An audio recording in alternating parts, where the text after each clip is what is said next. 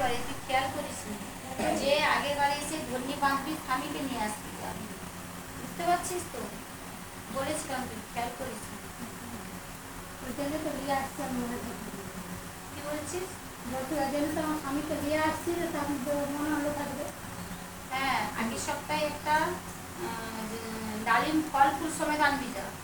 হ্যাঁ, ডালিম ফল ফুল এবং কষা ফল, জাই ফল, আতপ চাল আর সিকি পয়সা বাড়ি থেকে নিয়ে এসে এখানে মায়ের পূর্ণিমা, বুঝতে পারছিস তো? দিলেই ঠিক হয়ে যাবে আস্তে আস্তে। আর 10 মাস 10 দিন নিয়ম পালবি, বুঝতে পারছিস? 2 মাসের শরীর খারাপ হয়ে গেছে তো? হয়ে গেছে? হয়নি? হয়নি। ঠিক হওয়ার ডেটের আগে 5 দিন আগে আসবি। হ্যাঁ, সে যে কোনো দিন হোক আলোচনা করবি, বুঝতে পারছিস তো? অবশ্যই হবে। জয় শ্রী সবই। তুই মাকে কোঠর দিয়ে ডাকতে হবে।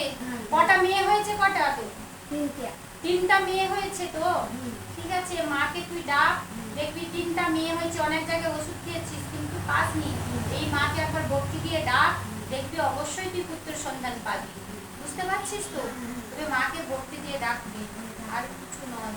আর মায়ের নিয়মগুলো মেনে চল, অবশ্যই তোর পুত্রের সন্ধান পাবে।